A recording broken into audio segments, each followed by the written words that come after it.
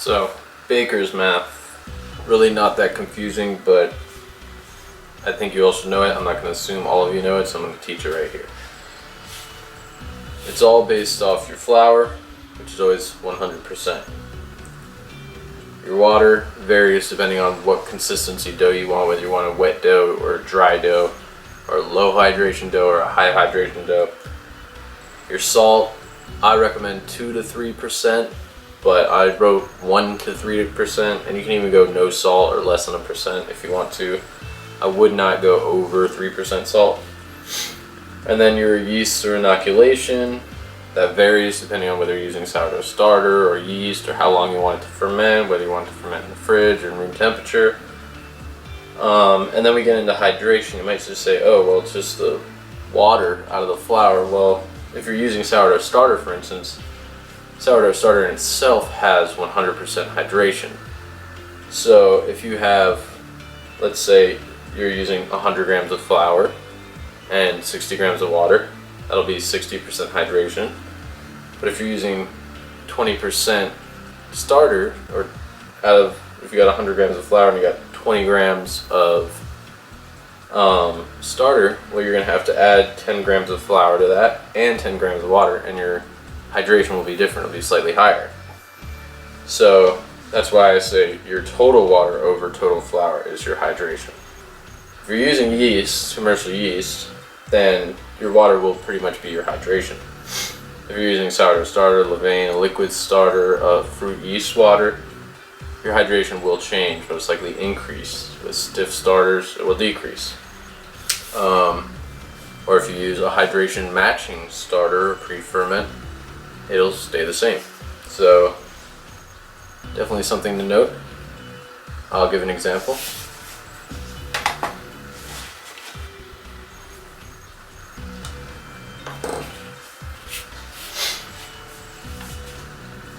Still recording. So here's an example where I have a recipe that's 100 grams of flour, 60 grams of water, 2 grams of salt, and 1 gram of yeast.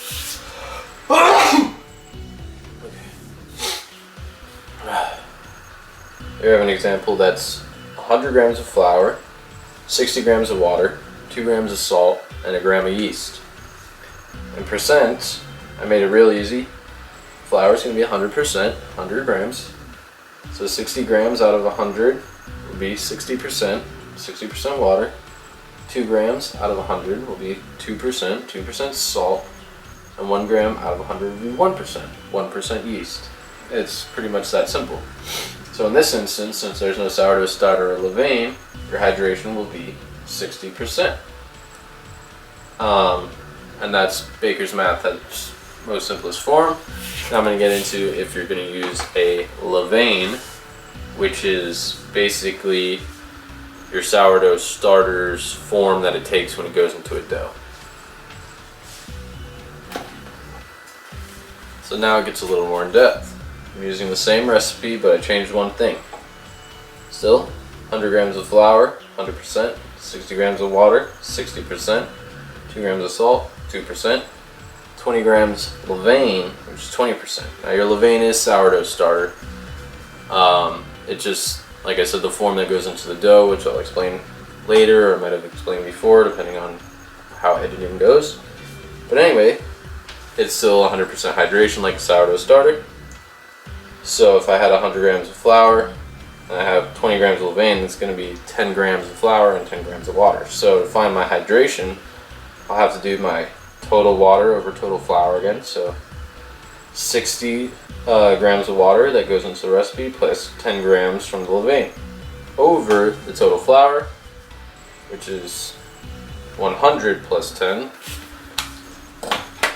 So once again, my total water is going to be 60 plus 10 grams from the levain. My total flour is going to be 100 plus 10 grams from the levain, which equals 70 over 110, which equals 63.6% hydration, which is a decent bit higher than 60% hydration, where we were at before with the yeast. So that's basically how baker's math works. If I'm using a fruit yeast water, and that was my levain, I use 20 grams of that, Well, I would only add 20 grams to my water. It's all water, no solid, no flour in it. Now if I used a stiff starter, let's say I had 15 grams of levain and it was 10 grams of flour, I'd add that here, and 5 grams of water, I would add that here, and I'd get a slightly different total hydration, basically. So you just got to take into account your levain that has an effect on the hydration, or whatever your inoculation is. This is the term for that, whatever your method of leavening is. So yeah, it doesn't get much more difficult than that. I mean, it can. For instance, if you want to make a dough that has exactly 63.6% hydration with 20% levain, there'd be a pretty simple formula to write out for that. It would take some thought though. I'll probably write some in the description because I get bored. But yeah, that's Baker's Math. I hope this helped.